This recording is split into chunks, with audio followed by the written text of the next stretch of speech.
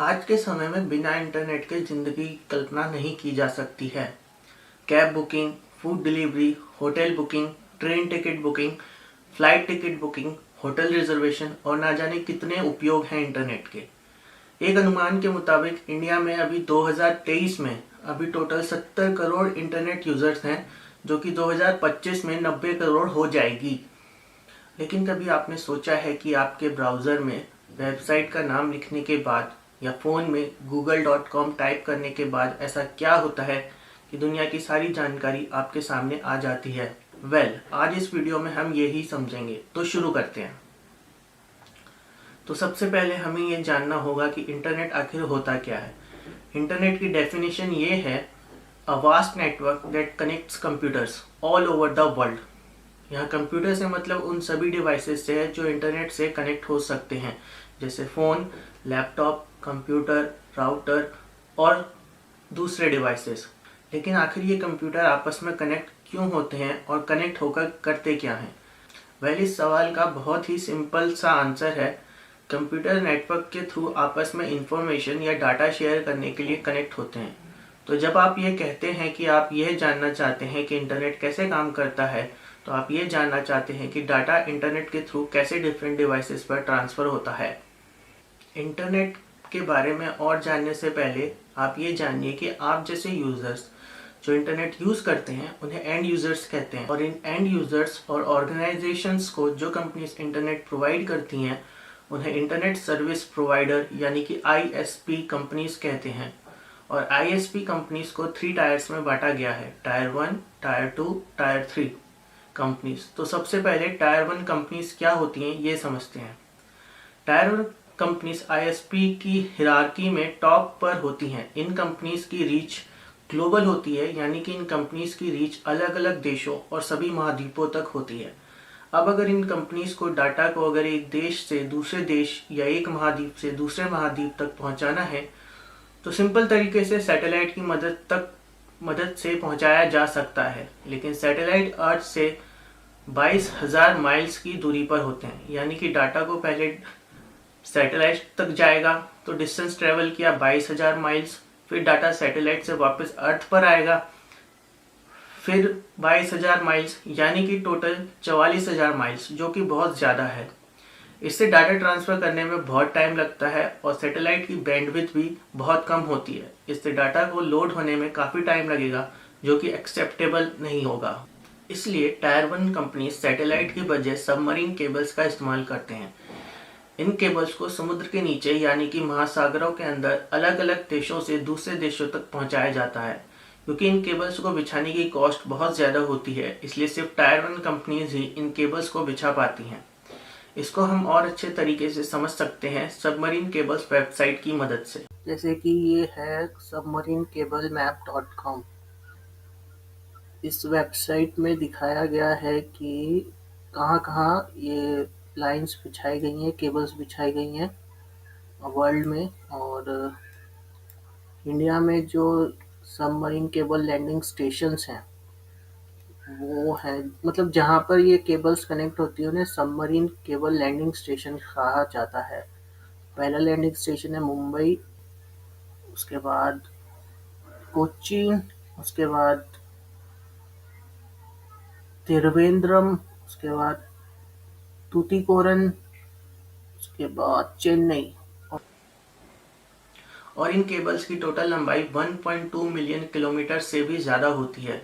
इस दूरी का अंदाज़ा इस बात से लगाया जा सकता है कि इतने डिस्टेंस में अर्थ और मून के डिस्टेंस को 3 बार नापा जा सकता है।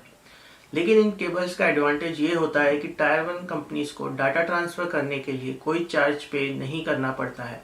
उन्हें केवल केबल्स को बिछाने और उनके मेंटेनेंस और ख़राब होने पर इन्हें रिप्लेस करने का ही खर्चा करना होता है। आप इसको इस तरीके से समझ सकते हैं कि अगर आप अपने घर और ऑफिस के बीच डाटा ट्रांसफ़र करने के लिए केबल बिछाते हैं, अब आपको डाटा ट्रांसफ़र करने के लिए कोई मंथली पेमेंट नहीं करना पड़ेगा, क्योंकि ये केबल आपने ही बिछाई है। आपको केवल केबल को बिछाने और उसके मेंटेनेंस और केबल के ख़राब होने पर उसको रिप्लेस करने का ही चार्ज करना पड़ेगा। अब आते हैं tyre 2 companies. Tyre 2 companies tyre 1 company से स्मॉल होती हैं। ज़्यादातर ये tyre 2 ISP companies country specific या स्टेट स्पेसिफिक होती हैं, यानी कि ये कंपनीज एक स्टेट या एक कंट्री में ही सर्विस प्रोवाइड करती हैं। ये टायर 2 कंपनीज टायर 1 कंपनी से बैंडविड्थ परचेज करती हैं और इसके लिए टायर 1 कंपनीज को पेमेंट करती हैं और इस तरह टायर 1 कंपनीज इंटरनेट प्रोवाइड करने के लिए अर्न करती हैं। टायर 2 कंपनीज बैंडविड्थ परचेज करने के बाद इस बैंडविड्थ को टायर 3 कंपनीज या एंड यूज़र को प्रोवाइड करती हैं और उसके बदले में चार्जेस लेती हैं। जैसे कि एयरटेल, वोडाफोन, जियो ने डिफरेंट डाटा प्लान्स अवेलेबल किए हैं। आप इन कंपनीज को पेमेंट करते हैं और ये कंपनीज आपको वो इंटरनेट प्लान प्रोवाइड करती हैं। अब इन टायर 2 कंपनीज का नेटवर्क कंट्री वाइज और स्टेट वाइज होते हैं। जैसे कि एयरटेल, वोडाफोन, जियो जैसे की कंपनीज कि कई वायरलेस टावर्स स्टेट के अलग अलग हिस्सों में होते हैं। ये वायरलेस टावर्स केबल्स के जरिए इन मेन सर्वर से जुड़े होते हैं और ये वायरलेस टावर्स आपके मोबाइल तक या लैपटॉप तक वायरलेसली इंटरनेट पहुंचाते हैं। अब आती हैं टायर 3 कंपनीज। ये टायर 3 कंपनीज एंड यूजर्स के सबसे क्लोजेस्ट होती हैं और ये टायर 2 कंपनीज से बैंडविड्थ खरीदती हैं और इसके बदले टायर 2 कंपनीज को पेमेंट करती हैं। ये टायर 2 कंपनीज एंड यूजर्स को बैंडविड्थ प्रोवाइड करती हैं और एंड यूजर्स से इन डिफरेंट डाटा प्लान्स के हिसाब से अनुसार चार्ज लेती हैं। अब आगे बढ़ने से पहले आपको ये समझना होगा कि इंटरनेट रियलिटी में एक कॉन्सेप्ट है, ना कि कोई वस्तु। वेबसाइट जैसे गूगल, यूट्यूब, लिंक्डइन इंटरनेट पर अवेलेबल नहीं होती हैं, बल्कि किसी सर्वर पर स्टोर होती हैं और जिस मेथड से इन सर्वर से वेबसाइट या डाटा को गैदर किया जाता है उसे इंटरनेट कहा जाता है। इसके साथ ही आपको कुछ और टर्मिनोलॉजी के बारे में पता होना चाहिए, जैसे कि सर्वर क्या होते हैं। सर्वर भी एक तरह के कंप्यूटर ही होते हैं जिनका काम होता है सर्व करना। अगर आप अपने कंप्यूटर में किसी फाइल को सेव करते हैं तब आप इंटरनेट के थ्रू किसी और डिवाइस से आप इस फाइल को एक्सेस कर सकते हैं, लेकिन ऐसा तभी होगा जब आपका कंप्यूटर ऑन होगा। अगर आपका कंप्यूटर किसी भी वजह से ऑफ है तो आप फाइल एक्सेस नहीं कर सकते हैं। सर्वर पर भी आप फाइल अपलोड करते हैं, लेकिन सर्वर्स 24/7/365 डेज अवेलेबल रहते हैं। जब कई सर्वर्स को जोड़ा जाता है तो सर्वर क्लस्टर बनता है और कई सर्वर क्लस्टर के कलेक्शन को डाटा सेंटर कहा जाता है। सेकंड, ऑटोनोमस सिस्टम क्या होते हैं। ऑटोनोमस सिस्टम लार्ज नेटवर्क या ग्रुप ऑफ नेटवर्क होते हैं जिनकी यूनिफाइड राउटिंग पॉलिसी होती है और इन ऑटोनोमस सिस्टम को टायर 2 कंपनीज और टायर 1 कंपनीज बनाती हैं। ऑटोनोमस सिस्टम में दो तरह के राउटर्स होते हैं, पहला कोर राउटर्स, दूसरे edge routers. Core routers data को ऑटोनोमस सिस्टम के अंदर ही ट्रांसफर करने में मदद करते हैं, जबकि एज राउटर्स आपकी क्वेरी को BGP यानी बॉर्डर गेटवे प्रोटोकॉल की मदद से अगले ऑटोनोमस सिस्टम तक पहुंचाती हैं। अब जब आप अपने ब्राउज़र में किसी वेबसाइट का नाम लिखते हैं तो ब्राउज़र पहले इस क्वेरी को DNS सर्वर को भेजता है। अब DNS सर्वर क्या होता है।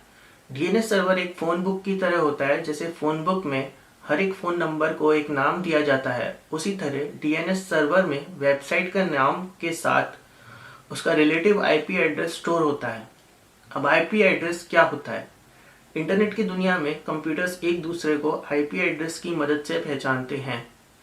फिर चाहे वो आपका फ़ोन हो, लैपटॉप, कंप्यूटर, कोई सर्वर हो, प्रिंटर हो, जो भी डिवाइस इंटरनेट से कनेक्ट होगा उसका एक IP एड्रेस ज़रूर होगा और इन्हें डोमेन नेम देने का काम एक संस्था करती है जिसे ICANN कहते हैं, जिसका पूरा नाम है।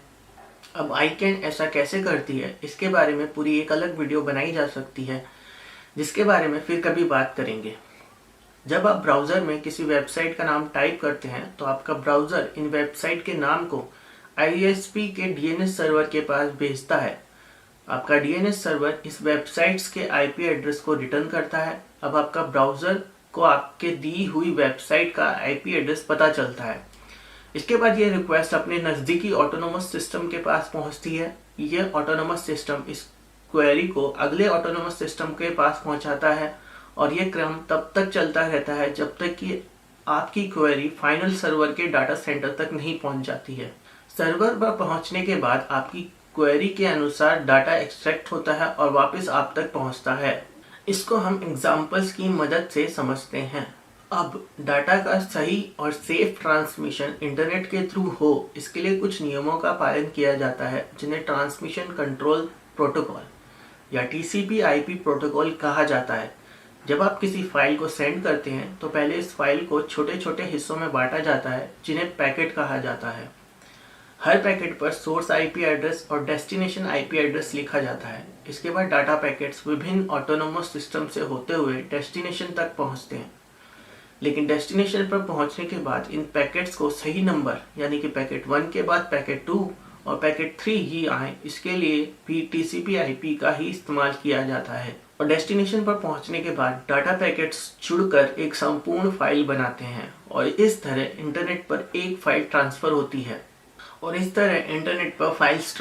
है तो फ्रेंड्स, आज हमने सीखा कि इंटरनेट कैसे काम करता है और एक सिंपल सी दिखने वाले प्रोसेस के पीछे क्या मैकेनिज्म काम करता है। आपको ये वीडियो कैसा लगा और इस वीडियो ने इस टॉपिक को समझने में आपकी कितनी मदद की है, नीचे कमेंट बॉक्स में कमेंट करके ज़रूर बताएं। इस वीडियो को लाइक करें और अपने फ्रेंड्स के साथ ज़रूर शेयर करें ताकि वो भी इस टॉपिक को अच्छे से समझ पाएं और मेरे चैनल को सब्सक्राइब ज़रूर करें।